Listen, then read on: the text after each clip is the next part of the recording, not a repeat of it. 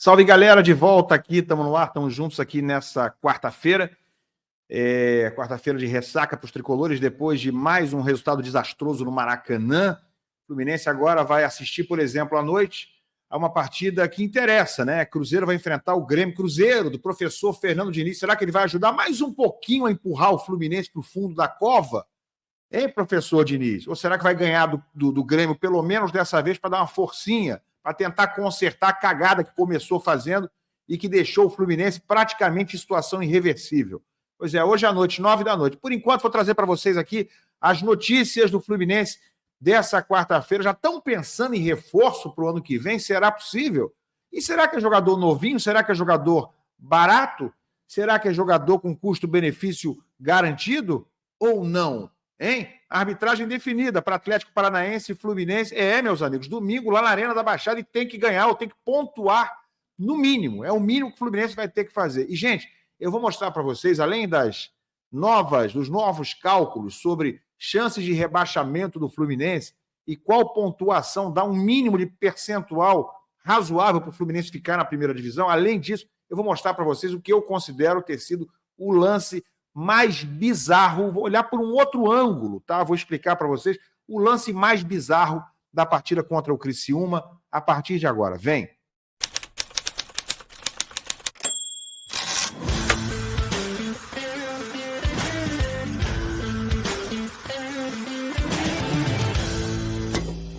Paulinho procurou, colocou e entrou!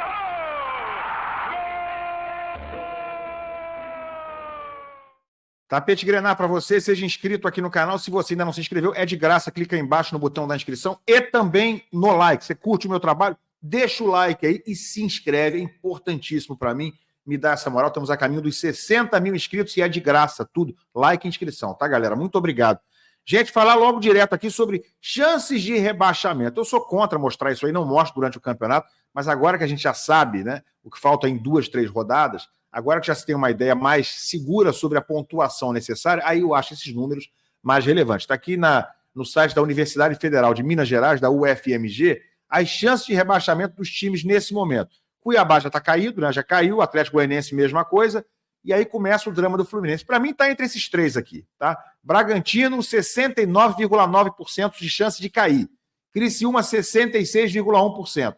E Fluminense, 37,3%. Desses três, Bragantino, Criciúma e Fluminense, só um vai sobreviver, né? 2 desses aqui vão cair. Sinceramente, estou achando esse número aqui até bacana para o Fluminense. Nesse momento, só 37% de chance de cair. Estão levando em conta os jogos que eles têm pela frente, os três, porque Bragantino e Criciúma, ambos, têm 2 jogos em casa e um fora. E o Fluminense, ao contrário, tem 2 jogos fora e só um em casa. Então, aquela história do Fluminense fizer só a sua obrigação mínima de ganhar o seu jogo em casa, de ganhar do Cuiabá, que a gente nem sabe se vai conseguir, se conseguir só isso, ele vai a 42 pontos. Né? E para 42 pontos, será que dá para ficar na primeira divisão? Olha aqui a probabilidade, segundo a mesma UFMG. 42 pontos, hoje, atualizado, quase 59% de chance de cair para a segunda divisão. Quase 50% de chance de cair. Se fizer 43, para fazer 43, o Fluminense tem que vencer o Cuiabá e pontuar com alguém, ou com o Atlético Paranaense ou com o Palmeiras. Pelo menos um empate com um dos dois. Se empatar, por exemplo, com o Atlético Paranaense e vencer o Cuiabá, ele vai a 43. Aí a chance diminui, mas não é muito pequena, não. Vai para 17%. Ainda assim é uma chance considerável de cair. Número quase seguro hoje é 44 pontos, que a chance de cair é de 2,7%. Para fazer 44, o Fluminense tem que vencer o Cuiabá, empatar fora com o Atlético Paranaense e empatar fora com o Palmeiras. Enfim, galera, fudeu. Desculpa a palavra, não vou repetir, não. Tá? Mas com 42, que é a pontuação que parece mais palpável para o Fluminense nesse momento, a chance de cair é de quase 60%, segundo a UFMG. Eu diria até que talvez seja um pouco menor no caso do Fluminense, porque ele tem mais vitórias que os adversários. Então é possível que a gente veja, por exemplo, o Fluminense com 42 pontos e um outro adversário, o Cuiabá, aliás, o Criciúma ou o Bragantino, também com 42. E aí, entre os dois, cai só um, por exemplo. Porque pode haver um desempate e um time com 42 não cair e o outro cair. Então, talvez a chance do Fluminense não cair com 42 pontos seja um pouco menor do que essa, seja em torno de 45% a 50%, porque ele tem vantagem no desempate com esses dois times. Mas continua afirmando, já trouxe um vídeo aqui mais cedo, a situação ficou muito difícil, muito difícil.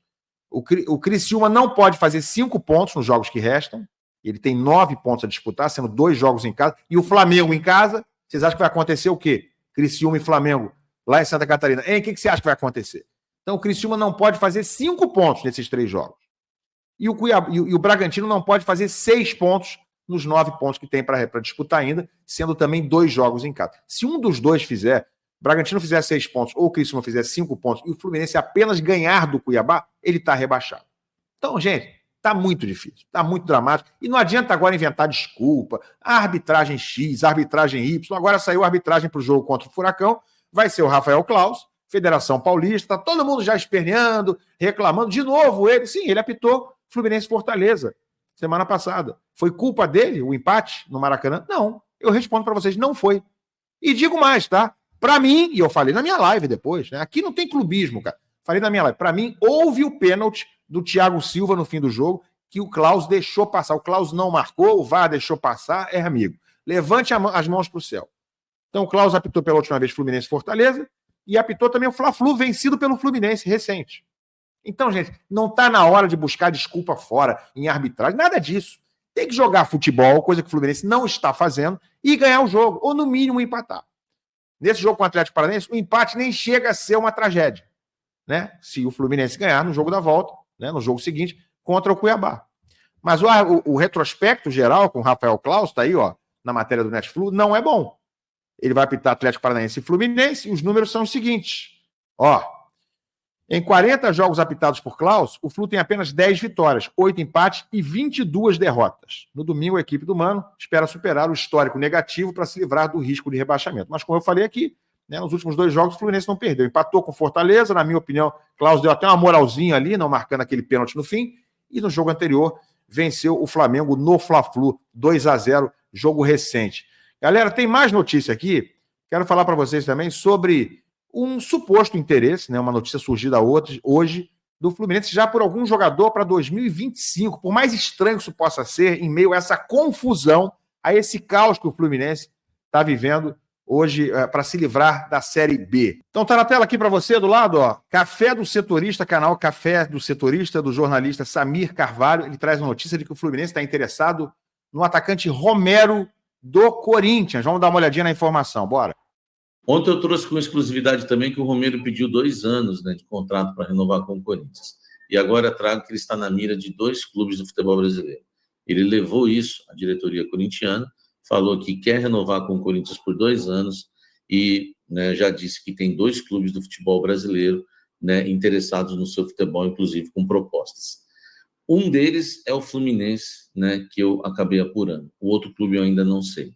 Mas ele levou à diretoria do Corinthians que a intenção dele, a prioridade dele é ficar no Corinthians, pediu 2 anos de contrato para renovar, ele já tem direito de 1 ano aí, de uma renovação automática, pediu 2 anos de contrato para renovar, um jogador que ganha mais de R$800 mil por mês, a diretoria deixou de dar resposta e ele levou para a diretoria que tem 2 clubes interessados no seu futebol, 2 clubes do Brasil. Bom, tá aí, tá a informação aí do jornalista, do Samir Carvalho, do canal Café do Setorista. Gente, vamos lá, né? Vamos avaliar aqui a coisa rapidamente. Romero, 32 anos, é reserva no Corinthians, tem 14 gols na temporada, 6 assistências, e segundo o Samir, ele ganha mais de R$800 mil no Corinthians. Que tal? Tá dentro do figurino, né, que gosta o presidente Mário Bittencourt, acima dos 30 anos, está em baixa, é reserva no outro time, vem de um time que não fez uma boa temporada e ainda assim é reserva, mais ou menos tipo Renato Augusto. Não estou comparando um com o outro, não, tá? Acho que o Romero é mais jovem, ele é mais jovem, é mais jogador, tá? Tem mais lenha para queimar, sim, mas ganhando mais de R$800 mil e o Corinthians não está querendo renovar, porque talvez esteja querendo aumento. É isso mesmo?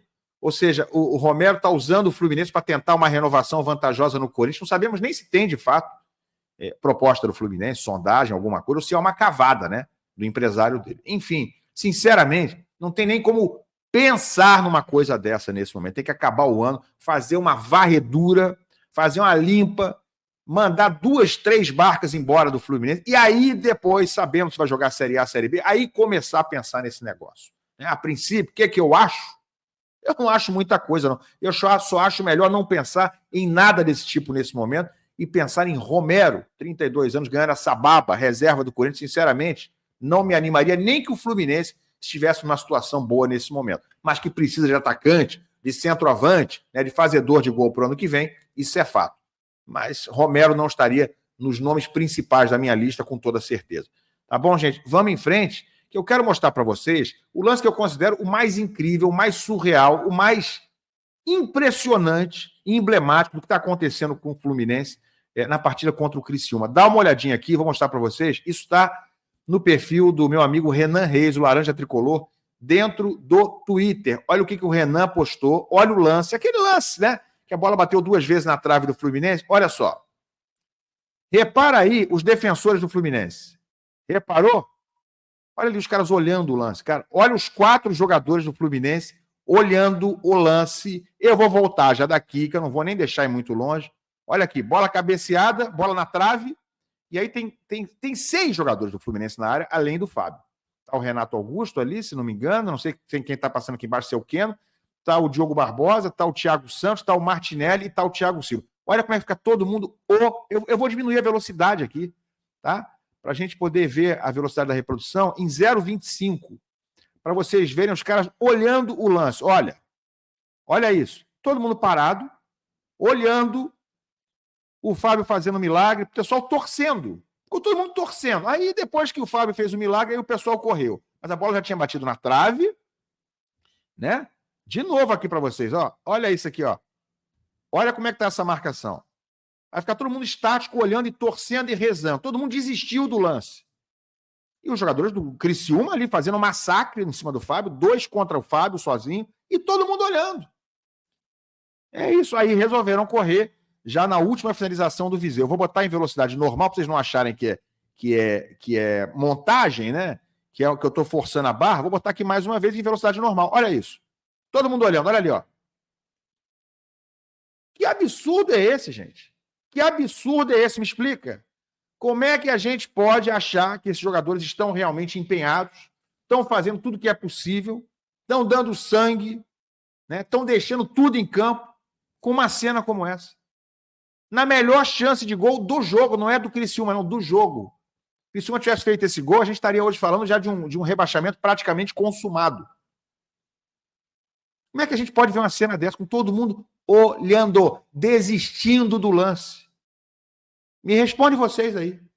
Que eu não sei explicar, eu não tenho resposta. Aliás, sobre respostas, o Fluminense postou agora há pouco, tá? Isso aqui, ó.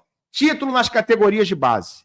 Tá bem? Tá aqui, ó. Tá na rede social fofinha do Fluminense, que continua falando sobre o próximo jogo, sobre título no handball, no futebol de mesa, no ping-pong. Aí tá cheio de postagem do Fluminense. Do futebol não tá dando para falar, né, gente? Mas eles falam sobre a divisão de base.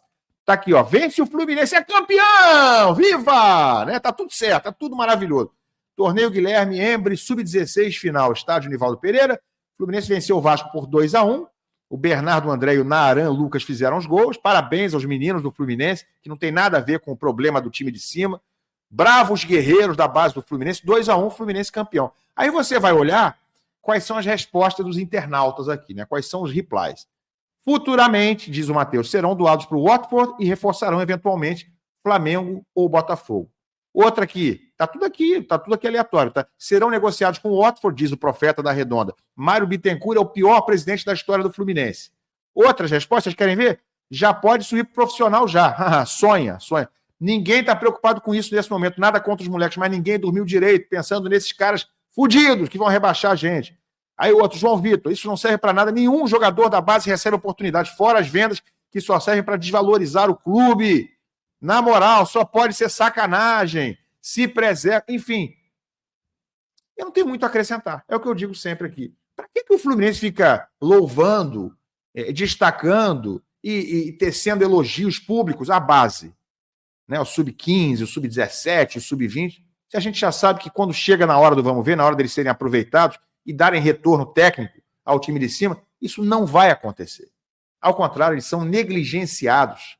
Eles são trocados em detrimento, eles são, né, evitados e jogados no lixo em detrimento de jogadores veteranos, de empresários, jogadores pernas de pau que chegam aí, né, mesmo sendo garotos, tipo Vitor Hugo, trazido pelo seu Mano Menezes, da 4ª divisão do futebol brasileiro, mas os moleques de Xerém, esse não tem oportunidade. Vitor Hugo já foi até titular com o Mano Menezes, mas o Riquelme Felipe está assistindo da arquibancada, o Isaac, um está assistindo da arquibancada, o outro Isaac também está, assim como ficava o Arthur, assim como fica o João Neto, que é isso. E assim vai o Fluminense para o seu buraco, inevitavelmente, e sem que, aparentemente, ninguém dê muita importância a isso. Né? Eu, pelo menos, por enquanto, não vi o presidente Mário Bittencourt aparecer, botar a cara na janela para dizer, olha, vou fazer isso, vou fazer aquilo e vou resolver o problema. Sou eu o responsável. Porque o responsável, número 1, é Mário Bittencourt. O responsável 1, ao lado do Mário Bittencourt, tem 2 na prateleira